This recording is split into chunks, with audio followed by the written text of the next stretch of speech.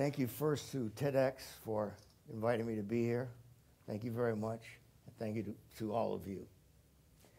So it's a staggering figure. It's a staggering figure. But we have between 4,000 and 5,000 juvenile offenders going through the family court system every year on Oahu. 4,000 to 5,000. And of that number of juvenile offenders, 80% of the cases involve drugs. 80%. So as a community, what we've decided to do is to put our resources on the back end. I think that's a mistake. The back end is punishment and incarceration. The front end is treatment and counseling, and that's where I believe our resources should be.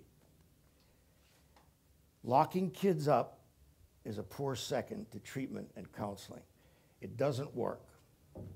And kids who are incarcerated when they reach the age of 18, those now at the Hawaii Community Correctional Center on the windward side, when they reach the age of 18, they're all going to be released back into the community, all released. And when they are released, they have the same issues that they had when they came in, mostly involving drugs. And also, they are now hardened young adults.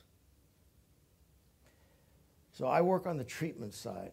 I teach Kaju Kembo, which is a martial art that was developed in Hawaii in the late 1940s. It was developed in Palama by a group of martial artists, each proficient in their own art, and they came together and they decided to put the best of their arts into one. So it was actually the first modern mixed martial art anywhere. So Kaju Kembo is taught around the world now, but in fewer numbers than some of the more traditional martial arts. The Ka in Kaju Kembo is for the umbrella art of karate. The Ju is for jiu-jitsu and judo. The Ken is for a more closed fist style of karate, kempo, and Bo for Chinese boxing or kung fu and American style kickboxing. Kaju Kembo. Our school is called Lavakua. Lavakua in Hawaiian means to have a strong back, to have backbone. Kua in Hawaiian is back. To have backbone, to have courage.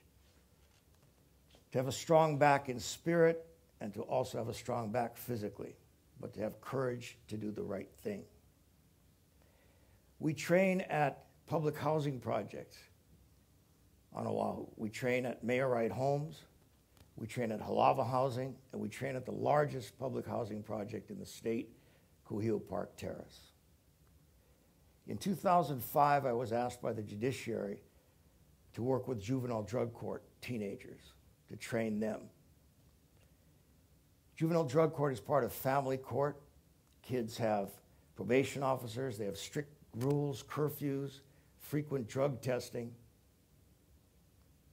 And there was opposition at first when I was asked to train over there.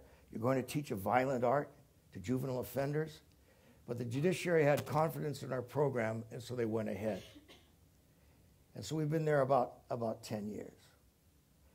And I'm very proud that when we're told that Hawaii now, with our program, is the only state in the country with martial arts in the juvenile justice system. I'm more proud that studies have been done that show that the kids in juvenile drug court who train with us are far less likely to reoffend when they graduate from the program than those drug court students who didn't train with us.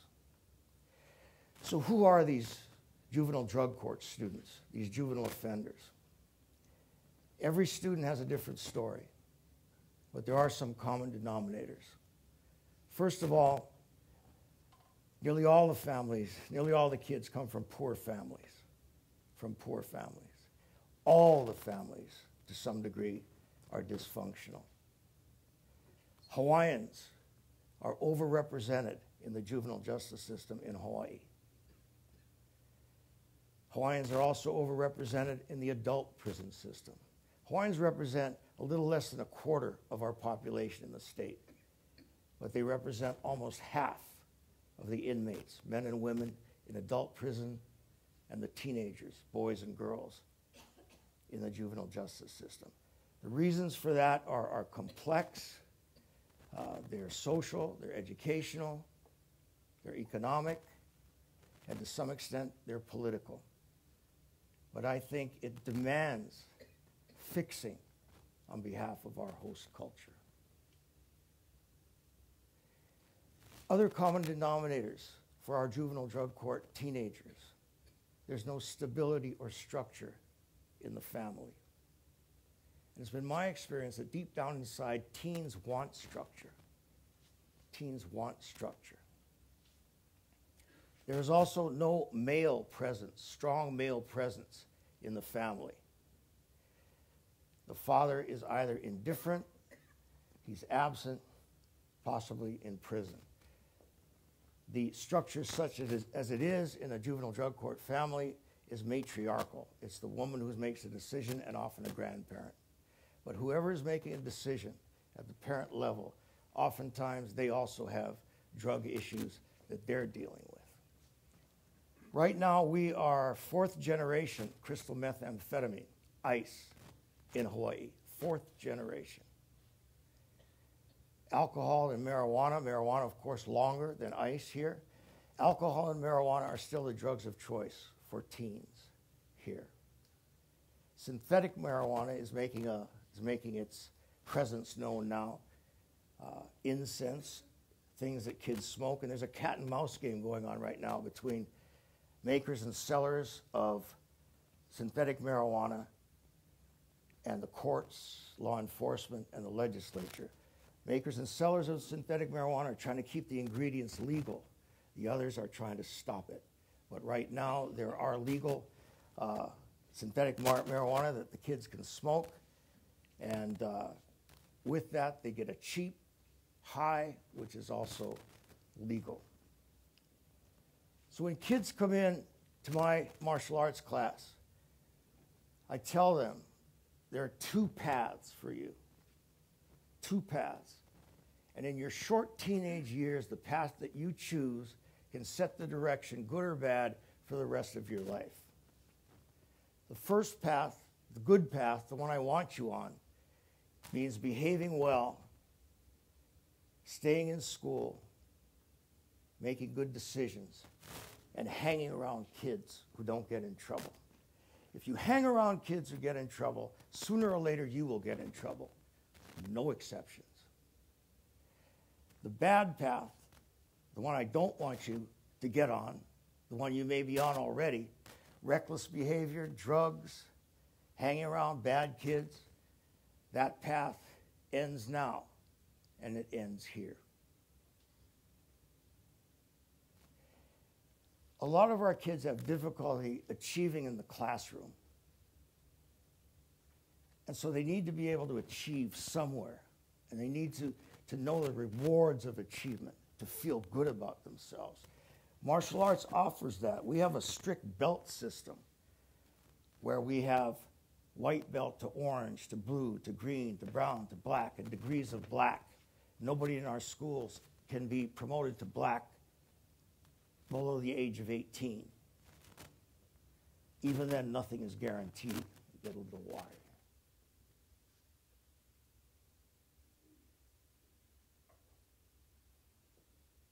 When we talk about achievement, when a newly promoted orange belt works with a white belt, a beginner, you can see the transformation. Now that orange belt demands the same hard work, focus, good behavior from that new belt that we demanded from him or her when they were promoted. The achievement that they can have, as I said, transcends what they can't have in the classroom. We also pay tribute in our training to the animals of the wild. We pay tribute to the tiger, to the leopard, to the crane, to the snake, and to the dragon. We take those attributes and we talk to our teens about them. The tiger, ferociousness. We have to be ferocious to meet the challenges of the day. The tiger, the largest cat on the face of the earth. We need to be passionate and ferocious about how we approach life. The tiger. And the tiger is unique among jungle animals because the tiger hunts alone. The tiger hunts alone. And we take that to mean that the tiger solves its own problems. When there's a problem in the jungle, the tiger doesn't gather all the animals around. He looks at the problem and attacks it and solves his own problems. The tiger, independent, solitary, solving his own problems. The tiger also, with his ferociousness, presents himself. The tiger can freeze its prey with just a look, and that look is known as the eye of the tiger. The leopard, conditioning, stamina, strength. We need to be in physical shape to face the challenges of the day. The leopard is in such great physical shape it can take its prey hundreds of feet up a tree from the dangers of the jungle floor to devour its prey in the safety of the treetops. The crane, beauty, grace, and balance. Beauty, we need to appreciate natural beauty. We have all this, we're in the midst of all this wonderful technology, but let's not forget natural beauty. And someone said once, in nature, there's no dishonesty. Gracefulness, by training hours and hours, fluidity of movement, gracefulness, but also to be gracious to people, to be gracious in victory, also gracious in defeat. And then balance, the balance of the crane. We need to be grounded. We need to be grounded to have that balance. We also need to be balanced in our diet, fruits, vegetables, and drink plenty of water. That's the balance of the crane. The snake operates below our normal eyesight on the ground. And the snake, by being difficult to see, does not draw attention to himself, and neither should we. The snake also has one of the greatest weapons ever devised, and that is the weapon of silence. Silence. And the snake takes silence to a higher level, and the more we train, we can do the same. So that when we train, we can listen and listen and listen, and we take silence to the level that we can begin to distinguish sounds that should be of concern to us and sounds that will have no consequence. The silence of the snake. The final animal is the one that doesn't exist in the real world, and that is the dragon. Different martial arts societies have different dragons. Some have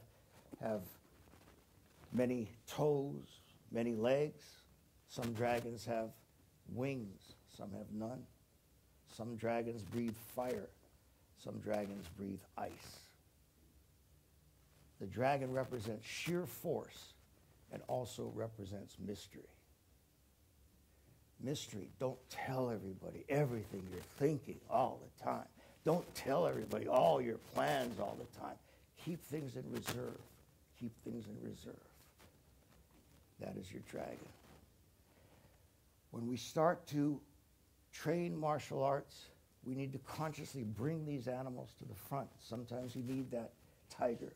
Sometimes you need the softness of the crane. But after training hours and hours and hours, these animals will come up by themselves to help you. They will come up with no effort on your part. They will come up as needed, the animals. When you leave here today, I'd like you to think a little bit about those animals. Whether you actively train or not, I think the animals are of benefit to all of us in our lives. Think particularly about that tiger through the jungle, solitary and alone, solving his own problems. I wish you happy hunting. Thank you.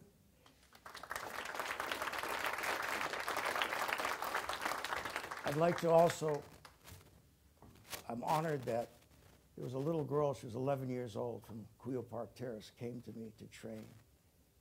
She's now in her 20s. scholarship last year at the University of Hawaii, Manoa. She's one of our second-degree black belts. Always stayed out of trouble. Daphne Vina.